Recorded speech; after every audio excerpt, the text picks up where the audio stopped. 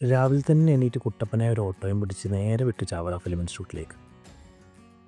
ഇവിടെ ഇന്ന് സിനിമ ഇഷ്ടപ്പെടുന്നവർക്കും സിനിമയിൽ എന്തെങ്കിലുമൊക്കെ ആയിത്തീരണമെന്ന് ആഗ്രഹിക്കുന്നവർക്കും വേണ്ടി ക്യാമ്പ് നടക്കുന്നുണ്ടേ. ഞാനും അതിൽ പങ്കെടുക്കാമെന്ന് വിചാരിച്ചു. അല്ലെങ്കിലും സിനിമാ മോഹമില്ലാത്ത ആരാ ഉള്ളവരെ. പണ്ട് സ്കൂളിൽ പഠിക്കുന്ന സമയത്ത് മിമിക്രിയൊക്കെ കളിച്ച് നടന്നൊരു പഴയ കാലമുണ്ടായിരുന്നു.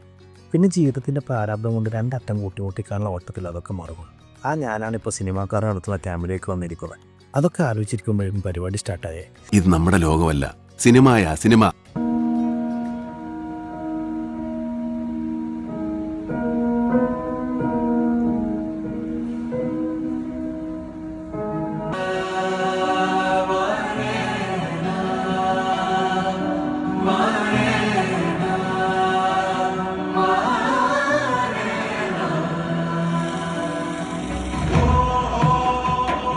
നല്ലതുപോലെ ആലോചിച്ചും ഉറക്കമിളച്ചും കഷ്ടപ്പെട്ടുമാണ് ഞാനിത് എഴുതി ഉണ്ടാക്കിയത്.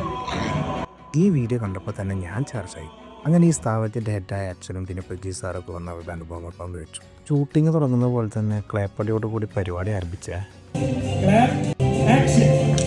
സ്റ്റേജിലെ പ്രോഗ്രാമൊക്കെ കഴിഞ്ഞ് എല്ലാവരോടും പലവിധ വർക്ക്ഷോപ്പിലേക്ക് പോകാൻ പോയി. അതിന് മുന്നേ ഒരു ചായ കുടിക്കാൻ വേണ്ടി പോയപ്പോൾ അവിടെ ഒരു നൈജീരിയ ഫാമിലി നിൽക്കുന്നു. ഇവരെ സിനിമയിലെടുത്ത് എന്ന് വിചാരിച്ച് ഞാൻ അവരെ പരിചയപ്പെടാൻ പോയി. അതും കഴിഞ്ഞ് ഞാൻ നേരെ സിനിമാറ്റോഗ്രാഫി വർക്ക്ഷോപ്പിലേക്ക് പോയി. എഡിറ്റിങ്ങിനെ പറ്റിയും കളർ ഗ്രേഡിങ്ങിനെ പറ്റിയും അവർ നന്നായി വിശദീകരിച്ചു. അത് കഴിഞ്ഞപ്പോൾ സൗണ്ട് എഞ്ചിനീയറിങ്ങിനെ പറ്റിയും ക്ലാസ് ഉണ്ടായിരുന്നു. സിനിമ ഷൂട്ട് ചെയ്യുന്നതും അതിൻ്റെ ഫോക്കസും ആംഗിളും ഒക്കെ ലൈവായിട്ട് കാണാൻ പറ്റി. അപ്പോഴേക്കും ഫുഡിൻ്റെ ടൈമായേ.